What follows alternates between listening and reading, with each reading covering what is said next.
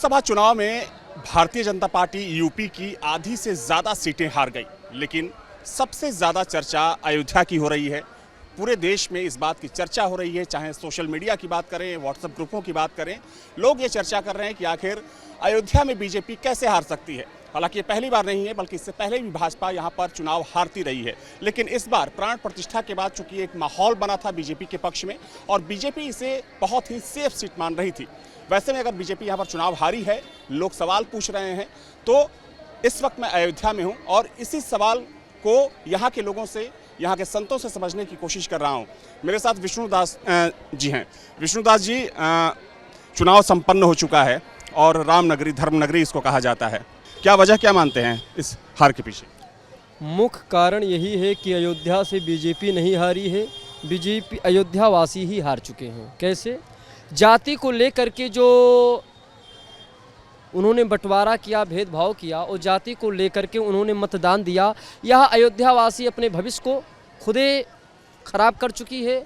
और अयोध्यावासी को ज्ञान होना चाहिए कि यही कार सेवकों पे गोली चलवाए थे इनकी सरकार, और वही जिन्होंने गोली चलवाया उसी को, प्रत्याशी को एक सांसद बनाया गया और अयोध्या से जीता गया। यह संदेश विश्व में फैल गया, क्योंकि पहले अयोध्या का एक नारा रहता था कि जो राम को लाए हम उनको लाएंगे। आज वह साधु संतों का नारा और अयोध्या वासियों का नारा कहाँ गया? राम को कोई कैसे ला सकता है? भगवान राम तो सबको लेकर आए हैं इस धरती पर, इस दुनिया में, तो फिर राम को कोई कैसे ला सकता है? इस गाने का मतलब ये था कि भगवान टेंट में थे और भगवान को जो राजगद्दी में, ये बोलिए।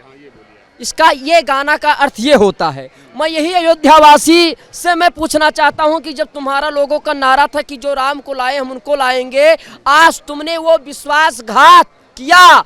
जब तुमने यही माँ सीता भगवती को आरोप लगाए, माँ, और वो जब भगवान श्री राम लंका जा रहे थे तो उन्होंने भालू बंदरों को लेके गए, अयोध्यावासियों को लेके नहीं गए, क्योंकि राम जी को विश्वास था कि अगर अयोध्यावासी को लेके जाएंगे तो सोने की लंका को देख करके अयोध्यावासी मोहित हो जाएंगे और रावण से समझौता कर लेंगे। ये इसी दृश्य को आज देखने मिला है कि यूपी, पूरा उत्तर प्रदेश में बीजेपी अधिक से अधिक हार चुकी है। इसका मुख्य कारण यही है, जातवाद में, क्योंकि बीजेपी को पहले भी नहीं चाहती थी। आज भी अयोध्या वासियों से, कुछ लोगों से आप पूछेंगे तो यही कहेगी कि हम योगी को नहीं लाना चाहते। दूसरा कारण ये है कि जो दुकानें हैं, जो मठ मंदिर हैं, जो घर मकान हैं, वो चोरी करण रास्तों में आता था, तो उसको तब जब तोड़ दिया जाता था, प्रशासन तोड़ देता था, तो उसको मुख्य मतलब जो मिलना चाहिए वो नहीं मिलता था। तो इसी के कारण, और दूसरी बात, राम के नाम पे ये अयोध्यावासी खा रही है। मैं यही अयोध्यावासी बौखला गई है, जो आज बीजेपी को हटा करके, लल्लू सिंह को हटा करके अपने भविष्य को बर्बाद कर दी है। और आज मैं भविष्यवाणी कर रहा हूँ कि आज तक चाहे सपा हो, चाहे कांग्रेस हो, जिसकी भी सरकार थी, जिसने भी बहुत बड़ी बड़ी बात बोला, ये सपनों में खो गए। वो बड़ी बड़ी बात वास्तव में नहीं चला। चाहे अयोध्या का विकास अगर देखा जाए तो चाहे एयरपोर्ट हो, चाहे लता मंगेशकर चौक हो, चाहे अयोध्या में राम मंदिर हो, चाहे 370 धारा हो, चाहे 3 तलाक हो, ये पूरे विश्व में जिसने विश्व गुरु बनाने का काम अगर भारत को किया है तो वो नरेंद्र मोदी है। हम कहना चाहते हैं अयोध्यावासी से कि तुम लल्लू सिंह को नहीं देते मतदान, मगर राम की मूर्ति को देख करके देते, मोदी जी के नाम पर देते। ये तुम्हारी मानसिकता क्या खो गई थी? तुम्हारी बुद्धि खो गई थी। तुम्हारी अगर मानसिकता ठीक होती, तुम्हारी बुद्धि विचार ठीक होती, तो वही 2024 में 405 सीट मिलता बीजेपी को, तो आज अपने दम पर सरकार होती मोदी की, आज गठबंधन की जरूरत नहीं होती। यही राहुल गांधी, यही ये नीतीश जो है वो कह रहा है ऐसी बात, खड़गे जी बोल रहे हैं, ये क्या है? ये आज सवाल उठा रहे हैं। अखिलेश यादव कह रहे हैं कि आज अयोध्या वासियों ने बीजेपी को करारा जवाब दिया। आज अखिलेश यादव को बोलने का आ गया। आज ट्विटर पर देखे जाए, सोशल मीडिया पर देखा जाए, अयोध्या वासियों को गरिया रहे हैं लोग। हम भी अयोध्या वासी हैं, हम भी संत हैं, हमको बड़ी पीड़ा हो रही है, बहुत दुख हो रहा है कि अयोध्यावासी हुए जो राम के नहीं हुए, वो योगी मोदी के क्या होंगे।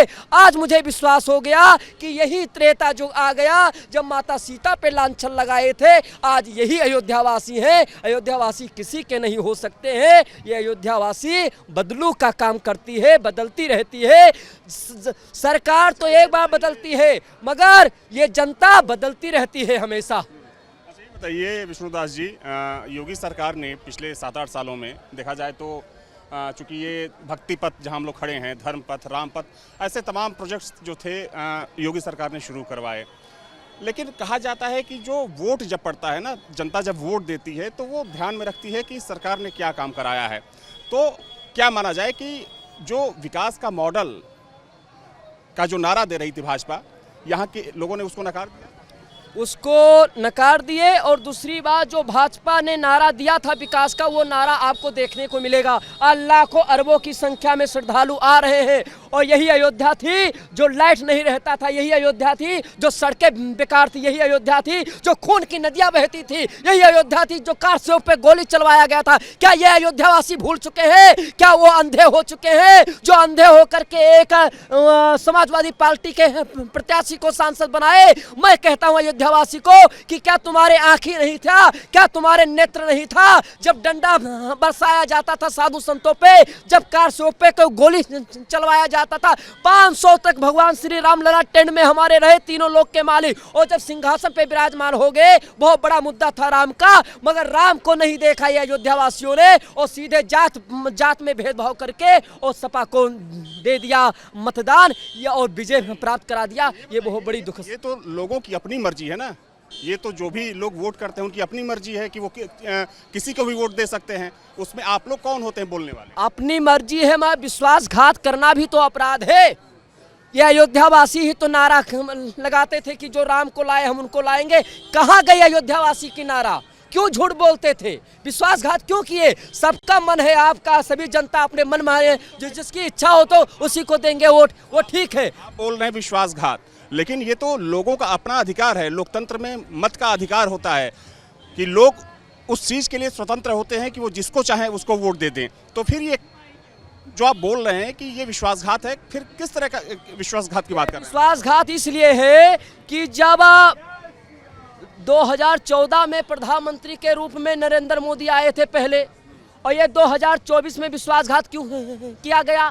जब अपनी अपनी इच्छा का ही मतदान है, जिसको चाहेंगे उसको लोग देंगे, तो ये विश्वासघात माना जाएगा। और राम के नाम पे तुम भी खा रहे हो, हम भी खा रहे हैं, दुनिया खा रही, विश्व खा रहा है। आज राम मंदिर बन रहा है, श्रद्धालु आ रहे हैं, राम को निहार रहे हैं, और राम के नाम पे तुमने कहा था कि राम मंदिर बन जाएगा। यही अयोध्या के साधु संत बोलते थे कि हे मोदी जी, हे योगी जी, राम मंदिर बनाओ, कब हम बनेगा केवल तारीख बताते हो। आज राम मंदिर बन गया तो सपा को जिता दिए। ये अपनी मनमानी नहीं चलेगा। जो ये भारत में रहेगा, जो राम का गुणगान करेगा, उसको भारत में रहने का अधिकार है। जो राम का गुणगान नहीं करता है, जो राम को नहीं मानता है, जो राम को कल्पनिक मानता है, वो चाहे अपने मर्जी से किसी को भी मतदान नहीं कर सकता। जो राम को माने उसको मतदान कर सकता। तो देखिए, इस वक्त मैं अयोध्या में हूँ, भक्ति पथ पर हूँ, और यहाँ के संतों से बातचीत कर ये समझने की कोशिश कर रहा हूँ कि संत समाज यहाँ का पहले चाहता था कि यहाँ पर राम मंदिर बने। राम मंदिर चूंकि लगभग बनकर तैयार हो चुका है, लेकिन एक बात की चर्चा सबसे ज़्यादा हो रही है कि बीते चुनाव में देखा जाए तो यूपी की तमाम सीटें बीजेपी हारी है, लेकिन अयोध्या को लेकर लोग सवाल पूछ रहे हैं कि आखिर अयोध्या में ऐसा क्यों हुआ। और यही जानने के लिए इस वक्त मैं अयोध्या में हूँ।